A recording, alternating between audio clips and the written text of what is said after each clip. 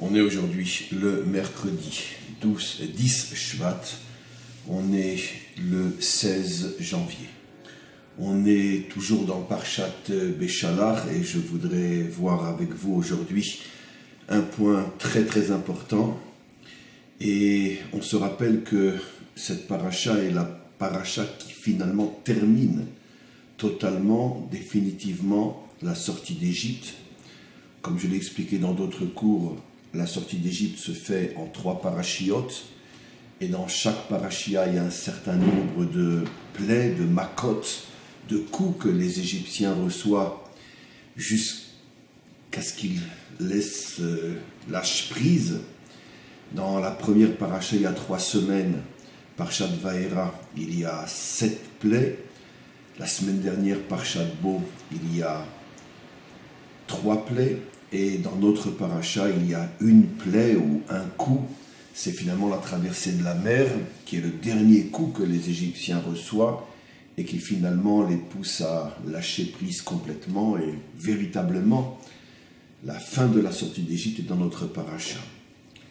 J'avais déjà expliqué que la raison pour laquelle la Torah ne consacre pas une seule paracha qui parle finalement de tous les coups que les Égyptiens reçoivent afin de permettre à Israël de sortir d'Égypte. Pourquoi répartir l'ensemble des coups sur 3 parachiotes? Et deuxième question, pourquoi cette répartition 7, 3, 1?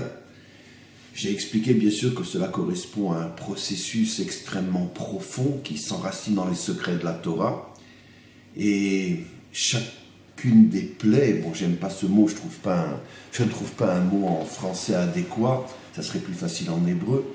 Dans tous les cas, chacune de ces plaies correspond finalement à un dévoilement divin, correspondant lui-même à une sphira, à un attribut divin. Comme on le sait, l'ensemble des sphirotes, qu'on appelle les attributs divins, sont au nombre de 11.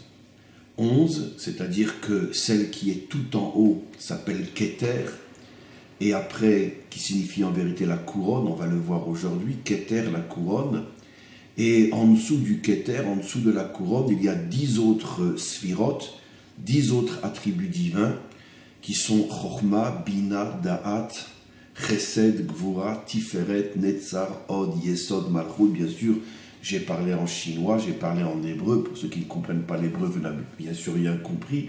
Mais ce n'est pas grave, parce que ce qui est important, c'est ce que je vais expliquer en français. Et ces 10 sphirotes se divisent elles-mêmes en 2 parties, 3 et 7. Et donc, finalement, je vais l'expliquer,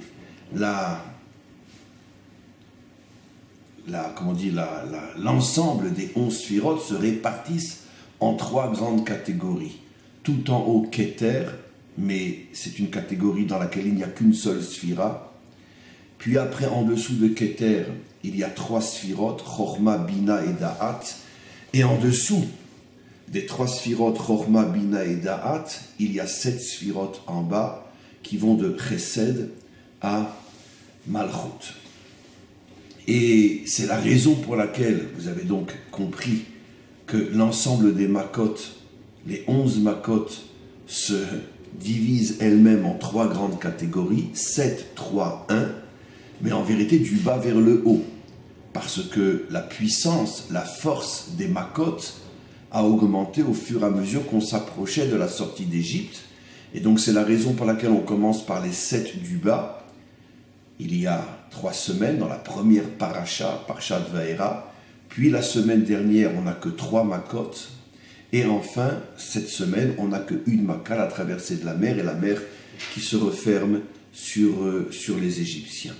Donc, à quoi correspondent, bien évidemment, ces 3 catégories, 7, 3, 1, je l'avais déjà expliqué, je ne vais pas le réexpliquer trop dans les détails aujourd'hui, parce que je veux surtout m'intéresser à notre paracha, la dernière maka, Keter, la couronne, qui fait donc allusion à la royauté d'une certaine manière. Et donc ces 3 catégories, du bas vers le haut, les 7 premières, c'est ce qu'on appelle le tikkun hamidot, ça veut dire la purification du cœur, je vais expliquer. puis après les trois autres sphirotes, c'est la purification ou le nettoyage ou la réparation du cerveau. Et enfin, la dernière, dans notre paracha, c'est la purification, la réparation, la construction de la Emouna. Et bien sûr, ça va être très très difficile de traduire en français le mot Emouna parce que ça va me déchirer la langue. Alors, excusez-moi pour le gros mot, la foi, la confiance, la croyance. Bon, trois gros mots inimaginables qui détruisent complètement ce que signifie le mot Emouna en hébreu, comme je vais l'expliquer dans ce cours. Mais quoi qu'il en soit, pourquoi donc ces trois catégories? Parce que l'homme, fondamentalement, est composé de ces trois grandes catégories. Il a d'abord donc toutes les qualités du cœur, ce qu'on appelle en hébreu les midot, c'est-à-dire finalement les forces qui déterminent son comportement. Est-ce que tu es coléreux, tu n'es pas coléreux? Est-ce que tu es un homme généreux, tu n'es pas un homme généreux? Est-ce que tu es un homme envieux, tu n'es pas envieux? Est-ce que tu es un homme responsable ou tu n'es pas un homme responsable? Est-ce que tu es un homme optimiste ou tu n'es pas un homme optimiste? Donc l'ensemble des qualités, comme on le sait, elles se regroupent dans notre Torah en 7 grandes qualités dont j'ai souvent parlé, mais je n'ai pas envie aujourd'hui de revenir sur ce point-là.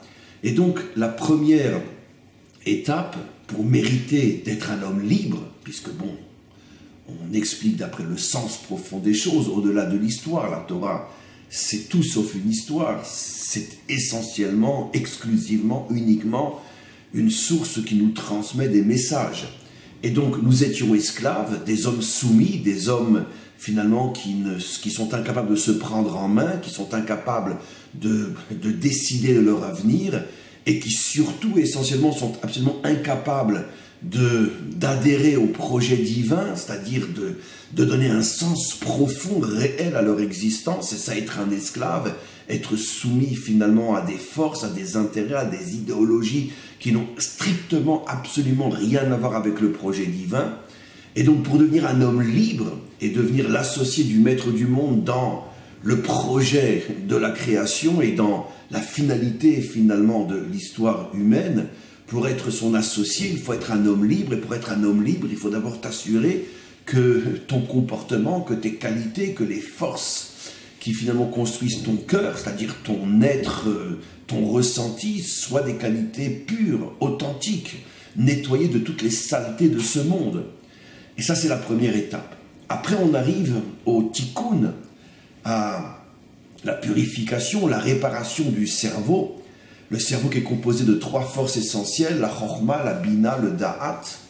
Et donc, après avoir nettoyé toutes tes qualités de toutes les saletés qui les abîment, ou à plus forte raison, après t'être séparé de tous les défauts qui voilent ton potentiel de qualité, après donc il faut nettoyer ta tête de tous les mensonges, de toutes les idéologies, de toutes les saletés qui dominent le monde. Ça, c'est la paracha de la semaine dernière. Et enfin, on arrive maintenant à la qualité, le niveau qui va être déterminant pour la sortie d'Égypte, c'est la Emouna. Et c'est sur cette Nekuda, sur ce point que je veux parler aujourd'hui. Alors la Emouna s'appelle, ou correspond à l'attribut qui est la couronne. Et selon l'explication de nos maîtres, un roi sans couronne est en vérité un charlatan. C'est une expression qui est dans la Gemara, bien évidemment, c'est un code. Qu'est-ce que cela veut dire, un roi sans couronne? C'est-à-dire tout simplement un dirigeant qui n'a pas la Emouna que l'on va expliquer aujourd'hui est tout simplement un charlatan. C'est-à-dire 100%, 200%, 300%, 1000% de tous les dirigeants aujourd'hui dans ce monde, sans la moindre exception. Alors bien sûr, il y a des niveaux dans le charlatanisme du dirigeant, mais quoi qu'il en soit, personne n'a aujourd'hui la couronne, personne n'a aujourd'hui la Emouna véritable, et c'est pas seulement les dirigeants, c'est en vérité tous les êtres humains sont dans cette situation lamentable dans laquelle nous vivons aujourd'hui, c'est-à-dire que la couronne a complètement disparu. Ce n'est bien sûr pas une invention de ma part, c'est explicitement marqué dans le Talmud que juste avant la délivrance finale, le monde ressemblera à une royauté sans couronne. C'est-à-dire qu'il y aura énormément de gens puissants, il y aura énormément de leaders, de dirigeants, mais aucun d'entre eux n'aura une couronne, c'est-à-dire aucun d'entre eux n'aura la qualité que l'on va expliquer, que l'on va définir aujourd'hui, la véritable Emouna. Alors, pourquoi finalement la sortie d'Égypte se termine sur le dévoilement de cette couronne, de cette Emouna véritable? Parce qu'il faut revenir en arrière. On se rappelle que finalement, toute la sortie d'Égypte était sous le signe de la royauté. C'est la raison pour laquelle nous sommes sortis au mois de Nissan. Je ne peux bien sûr pas tout expliquer, tout réexpliquer, parce que dans ce cas-là, il me faudrait des milliers de cours. Mais selon notre tradition, chaque mois de l'année, il y a 12 mois dans l'année, chaque mois de l'année correspond à une qualité particulière ou à une sphira, à un attribut particulier. Et le mois de Nissan correspond à l'attribut de la sphira, l'attribut de la malroute, de la royauté. Et c'est la raison pour laquelle nous sommes sortis au mois de Nissan pour, on pourrait dire, inscrire dans l'ADN du peuple juif que la nature fondamentale, essentielle d'Israël doit être la royauté. Mais la royauté, bien sûr, pas dans le sens idiot d'un imbécile qui est assis sur son trône avec un sceptre dans la main et un truc en or sur la tête. On parle bien sûr pas de ça. On parle de la nature profonde, qui est la nature royale, telle qu'elle est définie par nos maîtres, et en particulier par Rabbi Shimon Bar Yochai. Rabbi Shimon Bar Yochai explique qu'est-ce que c'est un roi. C'est quelqu'un qui ne revient jamais en arrière, qui ne baisse jamais la tête, qui ne se soumet jamais, et que quand il a un obstacle devant lui, il fonce et le défonce. C'est la nature d'un roi, ça n'a donc rien à voir avec l'idiot qui est assis sur son trône. On peut être un électricien, on peut être un plombier, on peut être un cordonnier et être un roi véritable. Et donc, Rabbi Shimon Bar Yochai rajoute « Kol bnei Israël bnei melachim em » dans chaque juif, il y a une nature de roi. Et c'est la raison pour laquelle nous sortons d'Égypte, nous devenons des hommes libres au mois de Nissan, parce que la Torah veut nous faire comprendre que de toutes les qualités qu'il est absolument important de posséder et de construire en soi et de les dévoiler, celle qui incarne plus que tout autre la nature, l'essence véritable on pourrait dire d'Israël, c'est la nature malroute, la nature de roi, c'est-à-dire être capable d'être plus fort finalement que tous les obstacles de ce monde, concrètement dans la vie individuelle de chacun d'entre nous et collective, mais d'abord individuelle. Il est absolument évident que quelqu'un qui veut réellement réussir dans sa vie ne peut en aucun cas éviter des obstacles, des critiques, des querelles, des guerres, des tsunamis d'opposition inimaginables dans sa quête et dans sa volonté d'atteindre le but qu'il s'est fixé, parce que finalement il n'y a que les morts qu'on ne dérange pas. Un homme vivant est forcément quelqu'un contre lequel vont se lever des tsunamis, des tremblements de terre, des volcans inimaginables, et tu dois donc avoir la nature d'un roi, c'est-à-dire être capable de ne pas avoir peur, avancer, foncer et défoncer. Et c'est d'ailleurs lié même à la notion même de liberté. Tu ne peux pas être un homme libre si tu n'es pas un roi, dans le sens qu'expliquent nos maîtres, parce que le monde, la nature du monde, fait tout pour te soumettre, pour faire de toi un esclave. C'est-à-dire un homme complètement effacé, complètement éteint, complètement soumis, qui ne dérange plus et qu'on ne dérangera pas. Parce qu'à partir du moment où tu ne déranges pas, on ne te dérangera pas. Et donc ça c'est le système qui prévaut depuis le commencement de l'histoire humaine. Et pour pouvoir échapper à cette vie d'esclave, pour pouvoir devenir un homme libre, il faut être un roi. Et donc, on comprend déjà dès le départ, dès le fait même que la sortie d'Égypte se fait au mois de Nissan, que l'intention est de faire de ce peuple un peuple de rois. Maintenant, comme on l'a expliqué, tu peux avoir une nature de roi, mais pas forcément avoir une couronne. C'est-à-dire tu peux d'une certaine manière être un homme fort, mais tu n'as pas encore forcément la couronne. C'est encore une fois ce que nos maîtres expliquent.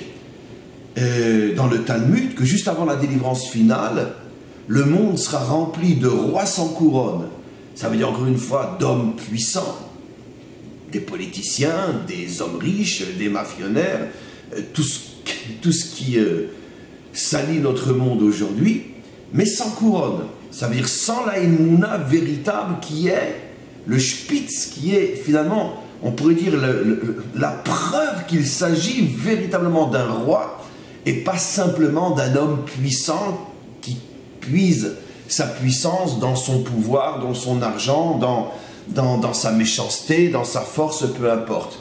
Mais que ça soit un véritable roi, pour ça il faut la couronne. Et la couronne se dévoile précisément dans notre paracha.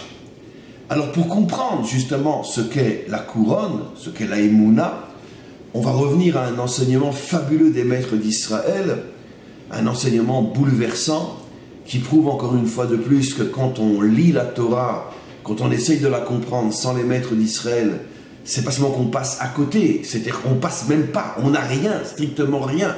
Encore quand tu passes à côté, au moins tu passes, tu avances. Mais quand tu veux essayer de comprendre la Torah sans les maîtres d'Israël, ben, c'est même pas la peine d'ouvrir le livre, tu perds ton temps, tu ne pourras rien, strictement rien comprendre. Et pourquoi je dis ça une fois de plus, mais pourquoi je le redis spécifiquement par rapport au point que je vais expliquer? Parce que quand on regarde la Torah elle-même, par rapport à la traversée de la mer, donc le dernier grand miracle, excusez-moi,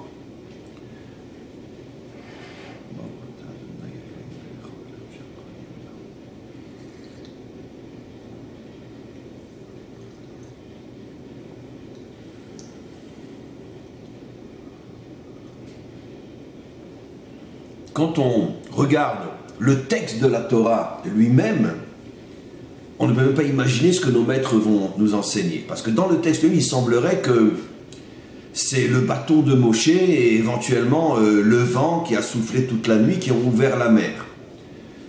D'ailleurs, c'est une question en soi que j'ai déjà traitée dans des cours anciens. À partir du moment où apparemment c'est le bâton de Moshe qui ouvre la mer, donc un miracle, qu'est-ce qu'on a besoin d'y associer aussi quelque chose apparemment de très naturel?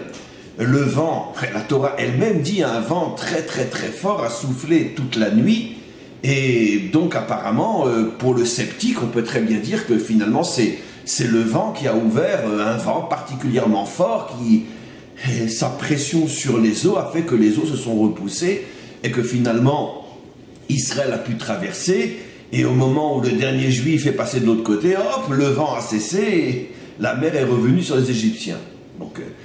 Donc déjà le texte en tant que tel est très problématique. Mais bien sûr il y a une explication. Mais volontairement je n'ai pas envie de rentrer dans cette explication. Pourquoi à la fois mêler apparemment le miracle et une intervention naturelle? Mais ça c'est le texte. On ne voit nulle part qu'il y a eu aussi une intervention humaine, que je vais bien sûr expliquer. Et pour pouvoir amener cette intervention humaine, qui est celle de Nachshon, qui est celle donc du prince de la tribu de Yehuda, justement la tribu des rois, nos maîtres nous racontent une histoire extraordinaire qui est bien sûr complètement codée et que l'on va facilement décoder ensemble. Nos maîtres nous expliquent que lorsque Israël s'est retrouvé face à la mer, à ce moment-là, Israël s'est divisé en 4 grandes catégories et chacune a proposé une réaction possible face à la situation impossible. Parce que finalement, il se retrouve avec la mer d'un côté, avec les Égyptiens armés sur des chars derrière eux, il n'y a aucune issue possible, la situation est complètement fermée. Ça veut dire qu'on est vraiment dans une situation où, Alpi-Teva, selon, on pourrait dire, les principes, les règles de la nature, il n'y a aucune issue possible. Dans une situation pareille, nos maîtres nous expliquent qu'il y a 4 réactions possibles. Et on va les expliquer du bas vers le haut. Les plus faibles, les plus lâches, finalement ceux qui n'ont strictement rien compris au sens profond de la sortie d'Égypte, ceux qui sont à des années-lumière de comprendre ce que c'est la liberté, la vraie, voyant la situation, se disent c'est très bien, bon, on a commis une erreur, on s'est trompé, c'est pas grave, on rentre, on redevient des esclaves. Ils étaient prêts à aller négocier avec les Égyptiens, parce que les Égyptiens n'avaient pas l'intention, comme c'est marqué clairement dans le texte, de les tuer gratuitement. c'est on vous tue ou vous revenez. Et donc, une partie d'Israël était prête à négocier leur vie en échange d'un retour à l'esclavage. Ça veut dire bien évidemment, le décodage ici est très facile à comprendre. Il y a malheureusement, et je pense qu'il ne s'agit pas de quatre catégories et chacun c'est un quart. Malheureusement, tout le monde sait que cette catégorie c'est certainement 90% de la réalité, c'est-à-dire que la grande majorité des hommes, lorsque, bon, ils ont tout d'un coup un réveil, ils ont envie de quelque chose, de bien, de changer leur vie, de se construire, et la première grosse difficulté, ah bon, ça va, bon, allez, bon, j'ai rien dit, je suis un idiot, allez hop, on redevient le petit toutou qui suit son maître et qui ne pose plus de questions et qui se contente finalement de faire pipi et de manger des os, quoi. Voilà, c'est l'homme d'aujourd'hui. Et donc, bon, c'est ce que nos maîtres nous disent. Finalement, face à l'impossible, eh ben, on se soumet. On pourrait malgré tout poser une petite question. C'est que finalement, même cette partie, apparemment de lâches, ils ont quand même fait quelque chose de très courageux quelques jours avant. Parce que pour pouvoir sortir d'Égypte, il fallait avoir le courage de prendre le dieu de l'Égypte, on en a déjà parlé, et de le sacrifier, de badigeonner son sang sur les portes d'Israël, de provoquer les Égyptiens, alors qu'on était encore des esclaves soumis, et apparemment aucune chance de s'en sortir. Alors pourquoi là-bas, ils l'ont fait, et ici, non? Qu'est-ce qui s'est passé? Alors, il y a plusieurs explications possibles. Je vais en choisir une. Et nos maîtres expliquent parce que, justement, c'est passé le soir de Makat Bechorot. Ça veut dire que le jour où on leur a demandé de tuer l'agneau, c'est justement au même moment où il y a eu la dernière plaie qui a mis complètement à genoux l'Égypte. Ça veut dire que, comme le dit la Torah, il n'y avait pas une maison où on n'entendait pas des cris, des pleurs, des larmes. Toute l'Égypte était à genoux. À ce moment-là, ils sacrifient l'agneau, le même jour. Et ceux qui l'ont fait savaient qu'il y aurait cette dernière plaie, puisqu'ils en avaient déjà vu 9. Ça veut dire qu'on était dans un contexte où apparemment, on pourrait dire le courage était entretenu par une intervention visible, directe, pratiquement quotidienne du maître du monde. Et en plus, je veux dire, ils sont les témoins de tout un peuple qui est à genoux et qui même supplie Israël de sortir, comme c'est marqué clairement dans le texte. Alors c'est vrai que quand tu es dans un contexte où ton ennemi est à genoux, et puis que lui-même te supplie de partir, c'est sûr que même si tu n'as pas ces forces en toi, bon ben elles te viennent de l'extérieur, le contexte te renforce. Très souvent, un homme est capable de faire des choses extraordinaires, mais parce qu'il est dans un contexte qui fait que finalement, il reçoit des forces qui ne sont pas vraiment les siennes. Et c'est ce qui s'est passé. Ils ont eu le courage de tuer l'agneau, parce que le contexte le permettait, mais 7 jours après, lorsqu'on est déjà maintenant dans le désert, et puis ça fait 7 jours qu'on n'a plus vraiment de manifestation, et puis tout d'un coup, on voit arriver l'armée égyptienne plus forte, plus guerrière, plus décidée que jamais. On est loin de cette image qu'ils avaient vue quelques jours auparavant, de toute l'Égypte à genoux. Même les officiers, même les soldats, tout le monde était en train de pleurer et de supplier les Juifs de partir pour que les plaies s'arrêtent. Aujourd'hui, le contexte est complètement différent. Les Égyptiens se sont ressaisis. Et automatiquement, maintenant, pour pouvoir effectivement faire face à une telle situation, il faut que cette force, elle provienne de toi. Et tu te rends compte que finalement, non. Ben, toi, tu n'as pas de force. Si le contexte ne te renforce pas, ben, toi, tu n'as pas de force. Et c'est ce qui se passe à ce moment-là. La véritable nature de la majorité des hommes se révèle et ils sont prêts à se soumettre et rentrer en Égypte. La deuxième catégorie, qui est un petit peu plus haute que la première, mais qui est aussi complètement dans l'erreur, dit la chose suivante. Ah non, revenir en Égypte, mais c'est hors de question. On est des hommes libres maintenant. C'est vrai qu'on est des hommes libres qui allons mourir, mais mieux vaut mourir libre que de vivre esclave. Un petit peu comme la phrase très célèbre de ce très grand philosophe français qui disait « mieux vaut mieux vaut vivre à genoux que mourir debout », et bien cette deuxième catégorie dit tout le contraire, c'est son mérite. Elle dit non, mieux vaut vivre libre mieux vaut mourir libre que vivre à genoux. Et donc qu'est-ce qu'ils proposent? On se jette dans la mer. Ils n'ont même pas la moindre idée de la possibilité que la mer s'ouvre, bien évidemment. Ils se disent, bon, on n'a pas le choix de toute façon. De toute façon, on va mourir. Parce que de toute façon, on refuse de retourner en Égypte. Alors au moins, on va prendre, nous, la décision de se tuer. Un suicide collectif. Qui, d'une certaine manière, met en évidence une certaine dignité. Encore une fois, mieux vaut mourir libre que de vivre esclave. Dans le cours précédent, j'ai rapporté l'exemple de Masada, bien évidemment. Et c'est exactement ce qui s'est passé. Ils ont préféré se suicider, mourir libre, que de devenir des esclaves à Rome, en Italie, car c'est absolument évident que si ils s'étaient rendus, ils étaient tous vendus comme esclaves, et comme je l'ai expliqué dans ce cours, pas seulement comme esclaves travailleurs, mais les Romains leur avaient fait déjà très clairement savoir que les hommes seraient vendus comme prostituées homosexuelles, et les femmes seraient vendues comme prostituées tout court. Et donc, c'était pour eux absolument impensable d'accepter une telle soumission, et donc ils ont préféré se suicider. Bon, c'est sûr que ceux-là sont des milliers de fois, tout à l'heure j'ai dit un petit peu, mais je regrette, sont malgré tout des milliers de fois plus dignes, plus forts, on va dire peut-être plus malchoutites, plus royales que les premiers. Les premiers ne sont pas royales du tout, ce sont des esclaves, des lâches, la grande majorité du monde aujourd'hui.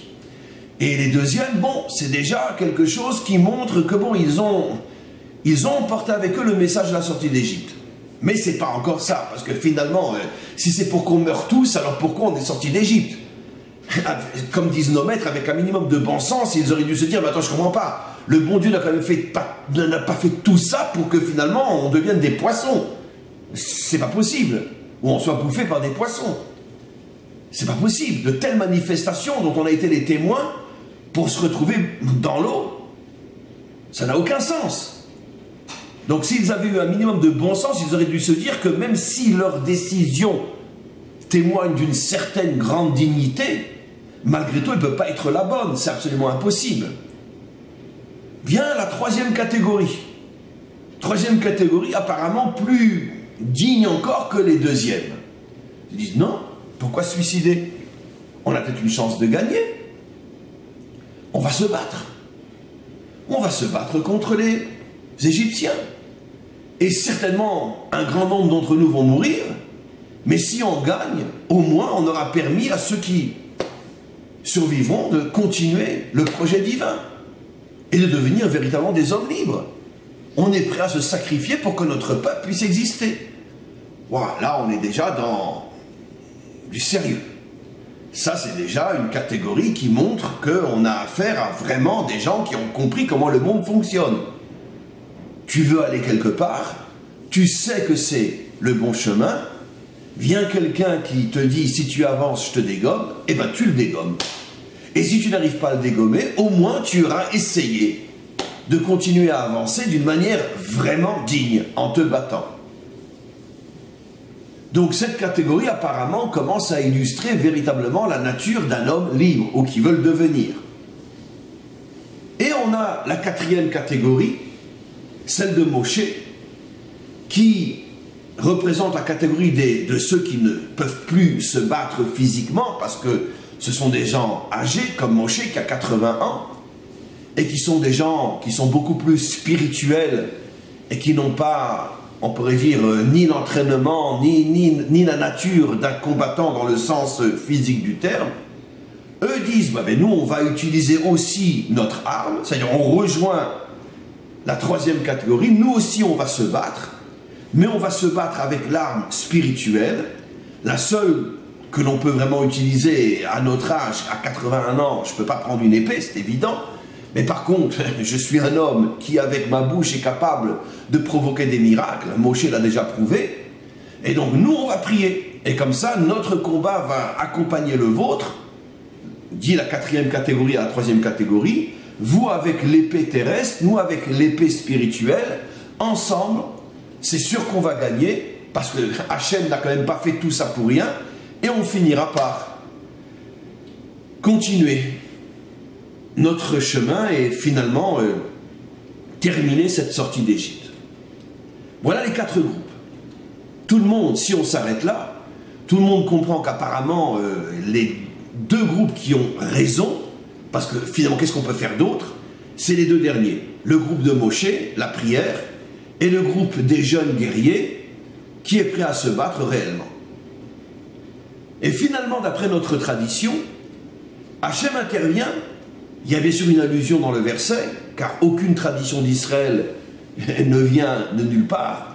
C'est toujours profondément, on pourrait dire, enraciné dans la Torah elle-même, pour ceux qui ont des yeux pour voir, bien évidemment, donc les maîtres d'Israël.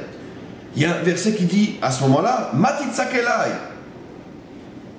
qu'est-ce que tu as besoin de prier vers moi? Parle aux enfants d'Israël et dis-leur d'avancer. Et d'avancer où? C'est un verset explicite. Sur ça, nos maîtres comprennent qu'il s'est passé quelque chose. Comment Hachem peut dire avancer? Mais avancer où? Hachem aurait dû à ce moment-là dire, s'il fait allusion à l'une des 2 dernières catégories, soit battez-vous, ça veut dire que ceux qui ont fait le choix de se battre ont raison, je suis avec vous, ou soit priez. Mais Hachem dit tout le contraire. Il dit, taisez-vous. Ça veut dire donc, matitzakelai, j'ai pas besoin de ta prière, et avancez. Il dit pas, battez-vous, avancez. Donc continuez votre chemin. Mais on ne peut pas y aller à la mer. Et à ce moment-là, Nachshon, le prince de la tribu de Yehuda,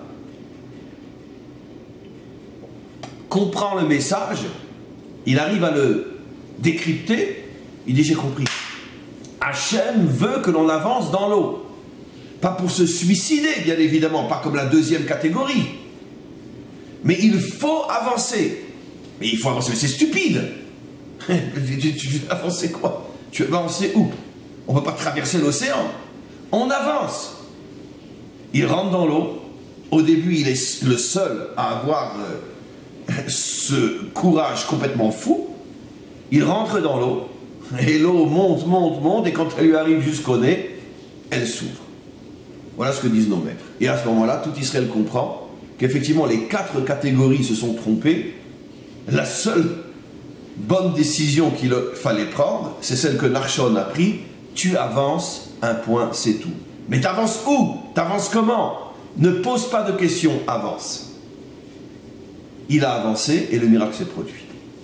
Et ça, c'est le sod, c'est le secret de la véritable Emouna qui s'appelle Keter.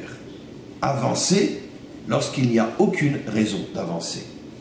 Lorsque à vision humaine, quoi que tu fasses, tu n'as aucune possibilité de t'en sortir, et tu places ta confiance absolue dans le maître du monde, et tu avances, à ce moment-là, tu provoques le miracle. Qu'est-ce qui se passe ici? Pourquoi Hachem n'accepte pas la prière et demande une action? Vous remarquerez que le point commun entre la prière de Moshe et l'action de Nachshon, le point commun est que dans les 2 cas, on parle de quelque chose qui est du domaine de la Emouna. Puisque la prière, par définition, c'est la Emouna par excellence, puisque je m'adresse au maître du monde et je lui demande d'intervenir lui, parce que moi je n'ai aucune possibilité de faire quoi que ce soit. Et ce que fait Nachshon est aussi de la Emouna. Puisqu'il sait très bien que si le maître du monde n'intervient pas, dans quelques secondes, il est mort, noyé. Donc le point commun entre la prière de Moshe et l'action, l'avancée de Nachshon, c'est encore une fois que les 2 s'en remettent entièrement à Hachem et attendent d'Hachem une réaction qui va les sauver. Par contre, la différence entre la prière de Moshe et l'action de Nachshon, c'est que la Emouna de Moshe est une Emouna, on pourrait dire, complètement passive par rapport à l'action. Elle n'est pas passive puisqu'il prie. Mais elle est passive par rapport au corps, par rapport à l'action. Ou, je vais la définir autrement, c'est une Emouna entièrement, exclusivement spirituelle. La prière est un acte spirituel. Parce que dans le monde de la logique matérielle, tu parles à quoi? Tu parles au vide, tu parles au mur, à qui tu parles? D'accord? Donc, si tu n'as pas une conscience spirituelle très élevée, tu sais très bien que la prière va être perçue comme une idiotie totale. Tu parles à qui? Au nuage? Donc c'est une action entièrement spirituelle. Par contre, Narshon, lui, a eu une action terrestre, physique, corporelle. Il avance avec son corps, dans l'eau, il agit, il continue son chemin. Évidemment, son action, sans émouna, est une action folle, suicidaire, stupide, idiote. Mais d'un autre côté, c'est une action, tout en étant une action qui reflète, qui dévoile un niveau d'émouna inimaginable. Car ce bonhomme imagine, c'est ce qu'il a compris, que l'eau va s'ouvrir. Plus encore, même dans la émouna, il a un niveau plus haut que Moshe. Pourquoi? Parce que la prière de Moshe n'était absolument pas pour que l'eau s'ouvre. Moshe n'a jamais imaginé que l'eau allait s'ouvrir. Hachem ne lui a jamais fait la moindre allusion comme quoi il allait faire le miracle de l'ouverture de la mer. La prière de Moshe, c'est quoi? C'est prier pour que dans notre combat contre les Égyptiens, alors qu'ils sont 1 milliard de fois mieux entraînés que nous, car nous sommes des esclaves qui sortons à peine d'Égypte, on n'a jamais tenu une épée à la main, on ne sait même pas comment on doit la tenir. Donc, à vision humaine, on n'a aucune chance de gagner le combat contre les Égyptiens. Mais moi, je prie pour que tu fasses un miracle et que l'épée d'un juif arrive à faire tomber 100 soldats égyptiens. Alors que, d'après la logique, c'est impossible et impensable. Même malgré tout, ce n'est pas un niveau d'émouna qui est complètement au-dessus de toute possibilité. J'ai dit impossible et impensable, mais finalement au premier niveau.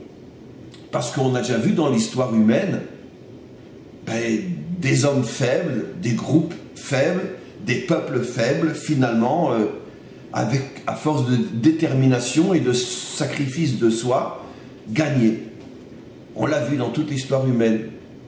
Ben oui, les Vietnamiens ont quand même fichu les Américains dehors. Alors que les Américains étaient 1 milliard de fois plus puissants qu'eux. Et envoyaient des bombes au napalm sur tous les villages vietnamiens. Ben finalement, ils ont quand même gagné. Et l'histoire humaine est remplie d'histoires de ce genre, où finalement, c'est l'inattendu, l'impensable qui a le dernier mot. Les talibans ont quand même fichu les Russes dehors. Et jusqu'à aujourd'hui, les Européens, les Américains sont arrivés au bout de leur conflit avec les talibans. Conflit dont ils sont eux-mêmes les responsables, je l'ai souvent dit, parce que les talibans, les pauvres, ils ne font que défendre leur terre. Mais c'est bien sûr tout le complot occidental qui nous fait croire que ce sont des méchants et que nous, on est les gentils qui venons libérer l'Afghanistan. On a tout simplement besoin des champs d'opium parce qu'il faut bien que la CIA ait son argent noir pour financer tous ces projets. Et c'est le premier pays d'exportation d'opium au monde. Mais bon, bref, peu importe. Mais quoi qu'il en soit, les talibans résistent quand même aux Américains. Donc, c'est sûr qu'il faut beaucoup de prières, mais c'est pas non plus quelque chose d'impossible. Donc la prière de Moshe est une prière qui demande beaucoup d'émouna, qui demande beaucoup d'intervention d'Hachem, mais qui n'est pas non plus du surnaturel. Par contre, l'action de Narshon, c'est du surnaturel total. Parce que c'est du jamais vu dans l'histoire qu'un homme rentre dans l'eau, et puis tout d'un coup, elle s'ouvre et qu'il puisse parler avec les poissons. Comment allez-vous? D'où vous venez? Où vous habitez? On n'a jamais vu un truc pareil. Donc il n'y a aucune correspondance dans l'histoire d'une émouna comme celle de Narshon qui a marché. C'est le cas de le dire, puisqu'il marche dans l'eau. On n'a jamais vu ça. Ce qui veut dire que, même au niveau de la émouna, il est plus grand que Moshe. Et en plus, il avance dans l'eau. et c'est lui qui gagne. Quel est le message? Et cette émouna s'appelle Malchut, s'appelle Keter, c'est-à-dire la couronne royale. Le message, il est bien sûr évident. Ici, la Torah veut nous faire comprendre quelque chose d'extraordinaire. Et d'abord au peuple juif. Le peuple juif, dans son histoire, aujourd'hui, nous, on peut en parler, on pourrait dire d'une certaine manière avec facilité, parce que nous, on est déjà à la fin de l'histoire. Nous, on sera la génération, si ce n'est pas nous, c'est nos enfants qui verra déjà la délivrance finale. Donc nous, on a déjà toute l'histoire derrière nous. Et nous, on peut aujourd'hui facilement dire ce que je vais dire. Hachem voulait préparer le peuple juif à une histoire unique au monde. Et cette histoire, c'est la nôtre. Nous sommes le seul peuple sur terre qui avons eu cette histoire. Où se sont dressés devant nous constamment des océans que personne ne pouvait imaginer qu'on arriverait à les traverser. Je n'en citerai qu'un, auquel on s'est tellement habitué que personne n'a l'honnêteté et le minimum d'intelligence pour comprendre ce qui se cache derrière ce que je vais dire. Vous avez déjà vu quelque part dans l'histoire un petit peuple, car on était déjà dès le départ peu nombreux, éparpillés aux quatre coins de la terre, poursuivis, massacrés, maltraités, humiliés, diabolisés pendant 2000 ans, et qui finit par revenir sur sa terre, et en 70 ans seulement devient l'une des plus grandes puissances du monde moderne, qualitativement bien sûr, pas quantitativement.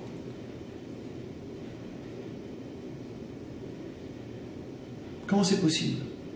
Mais personne n'a l'honnêteté, surtout parmi les nations, de se poser la question, mais mince alors, mais comment c'est possible? A-t-on un autre cas dans l'histoire humaine? Mais c'est impossible! Impossible! On n'a jamais vu ça.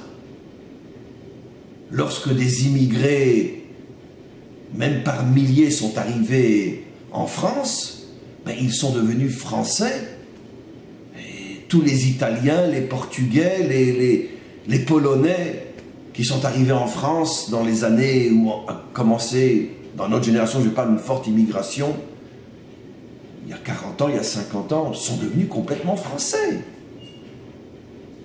Je veux dire, il ne reste rien de leur passé, de ceux de leurs ancêtres.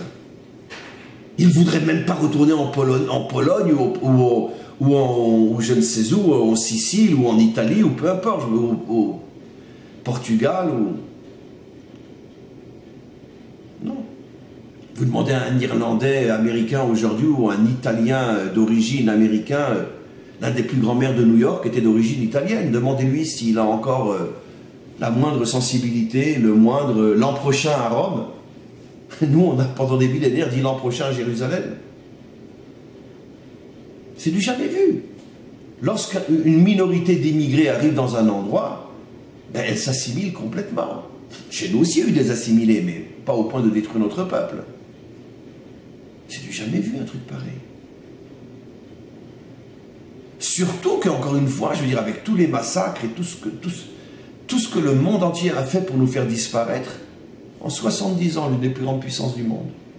Ce qui rend fou les nations, c'est pour ça qu'aujourd'hui, plus que jamais, ils veulent nous détruire. C'est pas la traversée de la mer, ça. Il y a un seul historien dans l'histoire qui peut expliquer logiquement ce qui s'est passé. 2000 ans sans terre et on revient. Et j'ai oublié bien sûr la cerise sur le gâteau, bien sûr, c'est mon humour à dessous. Auschwitz et Treblinka. Ça, c'est pas seulement la mer, c'est le tsunami devant nous. Vous connaissez un peuple qui sort d'Auschwitz en 1945 et en 1948 danse dans les rues de Tel Aviv pour fêter sa renaissance. Ils ont tous un numéro sur le bras. Et ils ont tous laissé toute leur famille dans les fours crématoires. Donnez-moi un autre exemple dans l'histoire humaine.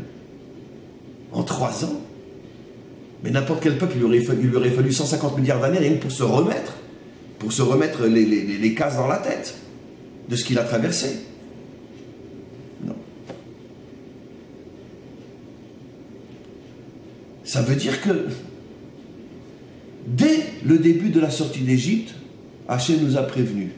Mes enfants, vous allez vivre une histoire qu'aucun autre peuple ne vivra. dans le bien, mais comme surtout dans le mal, jusqu'à la délivrance finale. Vous serez constamment confronté à des situations impossibles où vous n'avez aucune chance de vous en sortir. Les seuls qui s'en sortiront, c'est ceux qui avancent, qui ne se retournent pas, qui ne pensent pas, qui ne posent pas de questions, qui avancent. Dans les rues de Tel Aviv en 48, la plupart des jeunes qui dansent ont un numéro sur le bras. Ils auraient pu se poser des questions. Mais pourquoi? Mais comment? Non, on avance. On avance. On aura le temps de se poser des questions. On ne sait pas, on avance. On avance. Ils arrivent par bateau, clandestin, plat clandestin, à peine ils descendent la passerelle, on leur met un fusil dans les bras. Mais attends, mais je sors d'Auschwitz. J'étais un enfant dans la rue. Bats-toi, tais-toi, pose pas de questions. Mais qui aurait pu faire une chose pareille? On avance. On avance. Et jusqu'à aujourd'hui. Bien que ce n'est pas comparable à la Shoah, bien sûr. Mais tout ce qu'on traverse aussi comme drame depuis 70 ans. Pourquoi on avance? Pose pas de questions, tu avances. Et c'est le fait d'avancer qui ouvre la mer. Parce que si notre peuple avait commencé à se poser des questions, mais pourquoi, mais pourquoi, mais pourquoi, il y a tellement de pourquoi à se demander que de toute façon, on se serait enterré dans les pourquoi. Et ça fait longtemps qu'il n'y aurait plus de peuple juif. C'est ce que Narsham a compris. Notre histoire va être dure, très dure, insupportable, incompréhensible, inacceptable. Fonce et tais-toi. Fonce et défonce. Un jour tu comprendras. Et l'ouverture de la mer est le signe de cette ouverture où un jour on comprendra tout. Où tout ce qui était fermé, toutes ces questions sans réponse, tout va s'ouvrir. Et on comprendra tout. Mais pour ça, il faut un Archon, le prince de la tribu des rois. Celui qui incarne l'essence juive par excellence. Un juif ne se rend jamais, ne se suicide pas, ne donne même pas de crédit à ses ennemis au point de dire « je veux battre contre vous ». Non, tu fonces et tu défonces. C'est plus important que tout le reste. Parce que si tu perds ton temps avec tes ennemis, à essayer de les convaincre, de les soumettre, mais tu t'en sortiras jamais, tu as tellement d'ennemis, de toute façon, toi, Israël, que si tu commences, fonce et défonce. C'est l'essence de l'éternité d'Israël. Malheureusement, bien évidemment, sur le terrain, ce n'est pas tous les juifs qui sont comme ça. La politique israélienne, malheureusement, est fortement abîmée par toutes les autres idéologies, les autres catégories. Il y a parmi nous aussi, bien évidemment, les lâches, la gauche, l'extrême gauche, qui est prête à partager sa femme pour être tranquille. Sa capitale, Jérusalem. D'accord? Comme je donne souvent cet exemple-là, un type marié qui a un voisin qui n'arrête pas de l'embêter, le menacer, il dit « mais tu sais quoi, viens, je te donne ma femme 3 jours par semaine et tu me fous la paix. » L'autre, il accepte tout de suite et il devient gentil. Et entre-temps, je veux dire, il couche avec ta femme. Voilà ce que la gauche est prête à faire. Vous nous foutez la paix, on vous donne la moitié de Jérusalem. Notre épouse, notre ville éternelle. Ça, c'est les lâches. C'est pas les juifs. C'est pas les vrais. Bien évidemment. Il y a une autre catégorie parmi nous. Ceux qui sentent que, bon, on est en danger, on se suicide. Ça peut être compris dans le sens, on s'assimile, on disparaît, on en a marre d'être juif. C'est trop dur, c'est trop compliqué, allez, on se suicide. Voilà. Il y a ceux qui se battent, c'est vrai. Ceux-là sont des 2 premiers les meilleurs. Mais d'un autre côté, il y a des situations dans lesquelles le fait de te battre, c'est donner du crédit à ton ennemi. Parce que quand tu te bats contre lui, tu lui prouves qu'il existe. Il y a ceux qui, parmi nous, continuent à attendre le Mashiach. Ils prient. L'an prochain à Jérusalem. Ça veut dire qu'ils s'imaginent qu'en priant, en étudiant, en ne faisant que, je dis bien que, prier et que étudier, le libérateur va venir. Bon, laissons-les rêver. Et puis il y a une minorité d'entre nous, les fonceurs, les défonceurs. C'est-à-dire, on se fout royalement de ce que le monde pense, de ce que le monde dit. D'accord? Cette terre est à nous. On avance. on continue à l'apprendre. Et on s'y installe. Vous pouvez monter et descendre. On se fout royalement de ce que vous dites. Cette terre est à nous, en plus vous le savez, foutez-nous la paix, on fonce, on défonce. Combien qu'il y en a comme ça? Très peu. Et c'est certainement pas eux qui ont le pouvoir aujourd'hui. Mais c'est eux qui assurent l'éternité d'Israël. J'ai pris l'exemple bien sûr dans le domaine politique, mais c'est vrai dans tous les domaines. Dans tous les domaines, au niveau de ma vie personnelle. Je suis face à un mur, je ne sais plus comment avancer. Je pourrais sombrer dans le désespoir, dans la tristesse, me suicider, ou me battre contre tout ce qui m'embête. Ou tout simplement m'installer dans une prière passive qui va faire de moi un moine. Non. Continue, fonce, défonce. Tu comprends rien, c'est pas grave. Continue, vis. Vis. L'essentiel, c'est de vivre. Et celui qui avance comme ça, la Torah lui assure que la mer s'ouvre devant lui.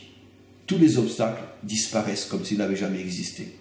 Et il continue à vivre et à être un modèle pour tous.